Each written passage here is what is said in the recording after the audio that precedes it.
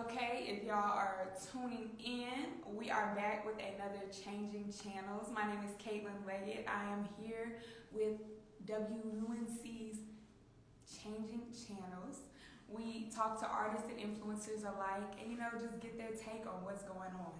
So I'm here today with Mique. Thank you for sitting down with us. So let's go ahead and get into it. Tell me a little bit about who you are. My name Mique. I'm a part of a musical collective called Young Bull, based out of Durham, North Carolina. I was born and raised in Durham. Went to school throughout the Durham public school system. I'm 24. Okay, so I know when we initially talked, you said you moved around Durham a lot. So tell me a little bit about that experience. Yeah, so I moved around, stayed in a lot of different parts of Durham. I stayed in the east, I stayed in the south side. My cousin stayed on the north side, so I used to go over there and hang out. Just growing up in different areas, getting to see all sides of Durham and what the sides of Durham has to offer, I guess. So you went to DSA and you really you lived in Durham, but you spent a lot of time with your grandmother as well. Okay. Tell me a little bit about that. Yeah, so I went to DSA and spent a lot of time with my grandma. I used to go up to the country. She stayed out in the sticks, so we'd go out there, me and my cousins and stuff like that. We all, used to hang out up there. It's a little different environment. We all played kickball and rode four-wheelers after church on Sunday, every Sunday. It was like a ritual. Mm-hmm. So then I used to go up there on the weekends all the time when I was mad young, go to church, sing in a choir with them, my cousins and whatnot, and then go to school in Durham during the week, go to DSA. So you talked a little bit about how spending that time down at your grandmother's in Timberlake, how that influenced your music. Talk to me a little bit about that. Yeah, so going to church out there, it's just it's a different environment. Because I'll say traditional Baptist church, and don't misquote me if I'm saying the wrong thing to somebody else. Contemporary music, you have your Hezekiah Walker, your James Hall, your Kirk Franklin, your just all that the radio kind of gospel music, you know what I'm saying? Then at my grandma's church, it was more hand clap, foot stomp. So you'll hear Lee Williams, spiritual QCs, you'll hear Doc McKenzie in the spiritual highlights, you'll hear Tim Rogers and the Fellas, George Dean in the Gospel Forward, you know what I'm saying? So it was just a different type of feel. And then on the church side, and then on the other side too, out there, just because they're in the country and stuff, they listen to stuff like Liquor House music, so it just was a different vibe. My mama might have been listening to, Maxwell or something, and my grandma listening to Theo Ely. So how would you say that influences your sound now? It's basically just my personal sound. Mique as a solo artist is basically a measure of it. It's I take inspiration from the likes of somebody like The Dream, and then I have Mel Waters, and I take contextually what they talking about, but put it with my own fusion of sound and stuff like that, and just that's how I do it. And I definitely think that right now a lot of people are paying attention. They're going back and looking at, because you had your Elvis Presley's, but then you look at where he really got his music from. He wasn't the first to do it. He was just making covers of songs that was already out there, songs that was already existing. So I definitely think that would be something that would come back around. So I know we talked a little bit about how you as a solo artist, but you also as a part of your group, there's no it's not a separation of sorts. It's more you're lead and you have your own thing, but y'all still a group. Talk to me a little bit about that. Yeah, so it's just delegating priorities, I guess, and what it is that you're trying to execute. I don't look at it like I'm doing neither one thing on the side or one thing is my primary focus. It's I'm trying to achieve this goal with both, and kind of attain the same things. yeah, they kind of like two different audiences in terms of like who my music as a solo artist might be trying to reach out to, and who like Young Bull music trying to reach out to. But I mean, it's all in the same vein. Like if I pop off, like, you know what I'm saying, I'm gonna make some shake for the Young Bull joint. If Young Bull pop off, like, I'm gonna squeeze myself in there, like, you know what I'm saying, some kind of way. So it's just, yeah, just making both of them priorities for real. So how would you describe that Young Bull sound then? I mean, it's more universal. Like Young Bull kind of appeases to everybody. You could come to a Young Bull show and like it might range from 5-year-olds to 70-year-olds, like literally, like, and people, you know, every song might not be for you or for you, you know what I'm saying? But we got one song that's for everybody. Like we got a song that at least you're gonna, you know what I'm saying? Like it ain't gonna be like somebody just gonna come and, yeah, I don't really like none of this stuff. You might be like, man, I don't like all the other songs. That one they did, that was my joint. So, and then with myself, it's so like, I call it new school liquor house. So it's so, I don't want to like necessarily say it's boxed, but you know, it's like with me, Gabe, and just everybody else, it's like we bring so much in. It's so collaborative, and all of us come from different backgrounds. It's like we all bring that in Young Bull, and like you kind of, I guess, see it or hear it in the sound, as opposed to like me. I mean, I come from moving around and stuff like that, but it's just me. You know. Okay, so talk to me a little bit about how Young Bull got started. You know, introduce your co-members and all of that. Okay, me and Gabe, aka Solomon Fox, we went to high school together. We met. We didn't meet, but we was already cool. But we played JV basketball. Gabe and I did a school talent show. We didn't win. It was crazy. That was crazy. We went back to his crib to record the song that we was doing, and then Gabe was playing me a song he already was started writing. I helped him finish writing it. I sung it. We put it out. It went crazy, what we thought was crazy at the time. Then kind of everybody else was just like moving pieces, and it just kind of stuck. Like even some of the band members, it was like we was playing with different people at first, just trying to figure out, you know, who was learning the music, who was, you know what I'm saying, who was, you know, not even necessarily learning the music, but just vibing with, you know, being cool with people who can you count on, kind of who's accountable, that kind of type of thing. And so that's kind of how we eventually got to our core group. But like, even still, I say that like anybody who played with us is Young Bull, for real, because like say one of our core musicians might be out doing a gig with somebody else, like we might have to call somebody else up, and like, you feel me, and they come in and they learning the music, playing with us. So it's like we are forever grateful to those people as well. So talk about some of the challenges you face. Like I know you talk about even like, you know, who's accountable, who's not. It happens. It happens. I mean, yeah, we face challenges for sure. Like just all types of stuff. Like I'm not gonna say no venue name on my jig, and because I ain't want to get into no people thing. But like for instance, like before our CD release, if you know our CD release was our first CD, Soberdelic, then you know me. But before our first CD release, like we was booking the venue, and this was our first venue, like not our first venue, but our first time putting together our own show. This we were it's like 18, 19 or something. It's our first time putting together our own show. We put the bill together, like, you know what I'm saying, like did the whole splits and everything, woo-de-woo. And we was, you know, we was eager. We was young. We was trying to go after it, you feel me? The venue canceled on us like literally like a week before. And I'm talking, we've been prepping for like a month and a half.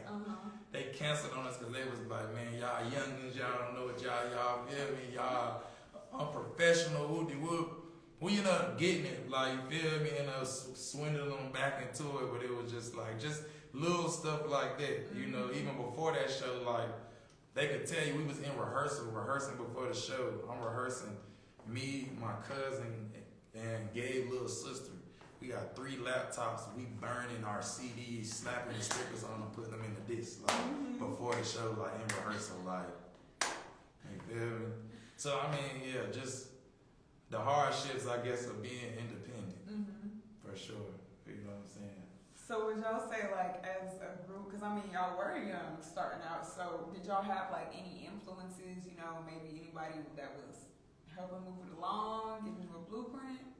I mean, of course, like you could look at like other artists and stuff like that, but not nobody internally or nobody be like, hey, you know what I'm saying? I like what y'all doing. Y'all need to such and such. And we definitely got people that, you know, but not nobody that, not no like crazy, not no other artists, I say, but definitely other people in terms of just looking, watching interviews, looking at people's blueprint. Aside from everything else that people got going on, because I don't know what people got going on, like people, Anderson Paak, you feel me, just because the sound and stuff like that, internet, and even too, like, that's more so speaking on just like the unit and sound, but like, and not even like we going after they sound, but like just we was doing what we was doing, like we were making music, and like I won't even know who people was, and people would be like, oh, you sound like such and such, or like y'all sound kind of like, or you know, like y'all don't really belong in a genre, like da da da da da. And so I go check them out or whatever. Like I ain't get put on to like the internet and Anderson Paak till late high school. Maybe like, you know, some of them people, even like, and then more so too on the inspirational side of like Blueprint, like Kevin Gates just with his whole independent movement, Nipsey Hussle, Money Man. Like I look at them cats, and like you know they in a totally different lane than we is, but it's just like but still, you know what I'm saying? Yeah. Just that whole independent grind. And I know it's other people, but I just can't think of them all off the top of my head. But yeah. Okay. So talk to me a little bit about some of the inspiration from your writing, as far as maybe your own sound and even like with the group. Okay, my own sound, I say like. Even with both sides, I say we're very situational. So we kind of like write about situations that, for the most part, we've encountered or like a friend done told us a story, something we done seen, like, and not necessarily, I guess in any type of way. And so yeah, I guess like. I don't know. I just be writing. I don't know. I it's really hard to like. I just be writing. I got, and it's different ways that I do write. I don't have no particular method of like how I write. I typically like to write alone, and by myself. I'm not like. I'm not gonna say I'm not, cause like you said, in group sessions, when I'm with Young Bull, we write in sessions together, and then we'll kind of bounce off each other. Like me and Gabe, we'll kind of bounce off each other. Like sometimes Gabe might already have, like for instance, I'll just use Dreaming for example. Like, yeah, y'all go check Dreaming out featuring BJ Chicago Kid, yeah. But Dreaming, like they don't tell you about that downtime. Nobody ever smile in your face, give you a taste, and so Gabe wrote them 4 bars. Then I came with the next 4 bars. How did I give you our 4 still? And then the next 4 bars, it was like we split wrote, but it wasn't intended that way. It's just like if he writes something and I'm like, all right, that sound fire. Like let's keep it. You feel me? And then like I write something. Like, and hypothetically, he might be like, nah, like, you could change it, like, you could do better or something. I might write something else. Or he might add or change a word up that I wrote, like, or something, like, just a line in a 4 bar or something, and be like, okay, but, like, that time it won't like that, but that's just how it might be sometimes. And vice versa, like, he might come with a chorus, and I'll be like, yeah, take these last 2 phrases out and put these words here, you feel me? So, it'll be kind of like that. It just be different. Sometimes it's something like I got voice memos. Sometimes I send him a voice memo with a melody, and it'll just be just the melody, and he'll make the beat structured around just the voice memo I made, and then when we get together and record it, sometimes he already got a beat, and then I'll come in with it right. And that's crazy how that happens because I remember I went to the beat breakdown producer panel for Dreamville, and Groove got up there talking about how he just had a melody in his head, like, and he didn't know what it was supposed to be. He didn't know what it was gonna eventually be, and that eventually turned out to be Sacrifices. So it's crazy how something that small could like really take you somewhere.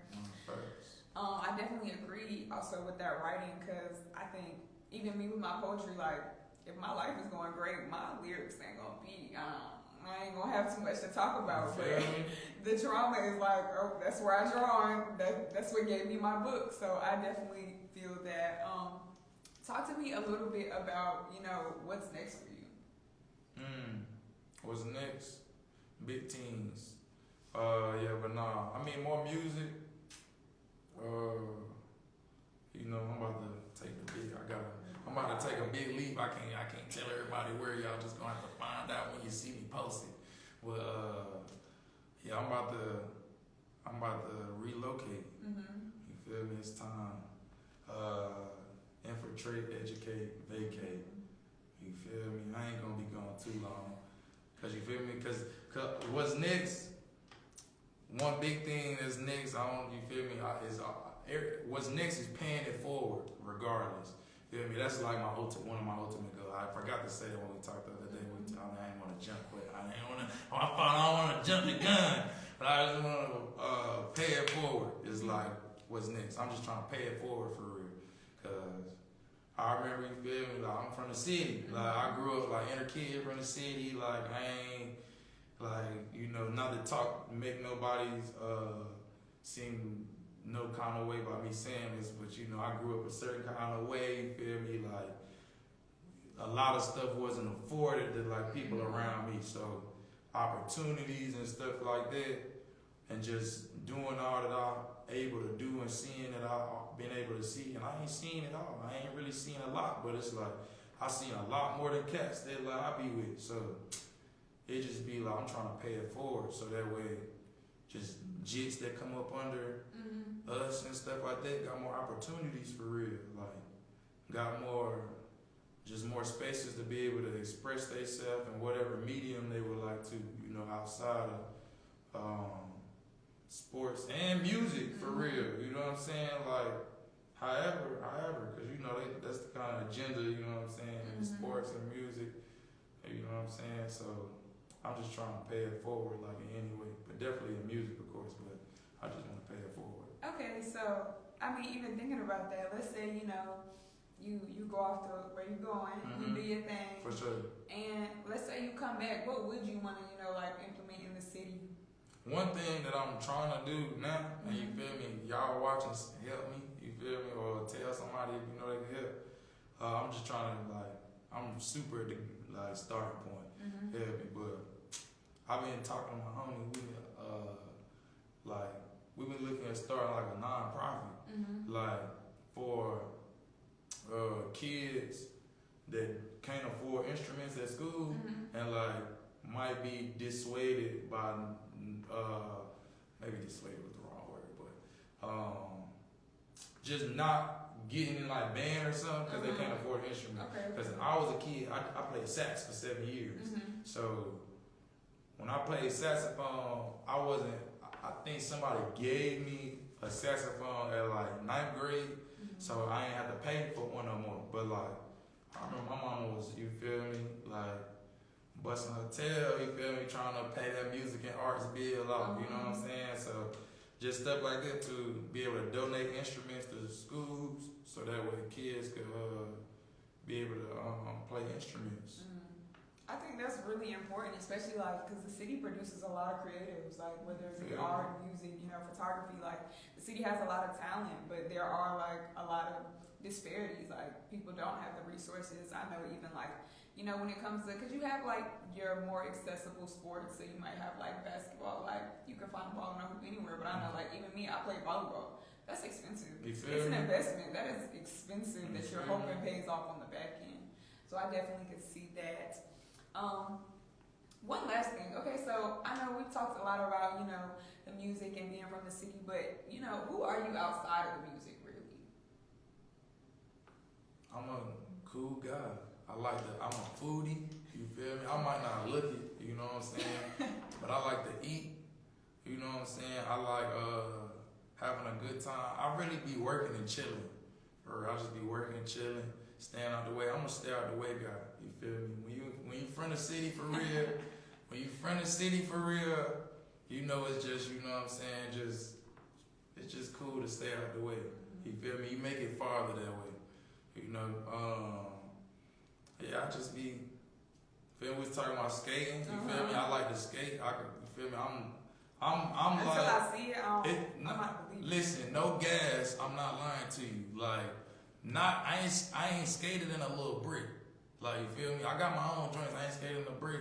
I'm like, pause for. I'm like sweetness, like off a road bounce. Like I'm nice like that. Like I'm talking about I could go down to the ground and do like I get busy on the skates, no cap. Like, yeah, foodie, skating. I like, you feel me, going out having a good time with my people, be kicking it with my family, cookouts. You know what I'm saying? Warm weather. You know, fishing. You know, I like fish.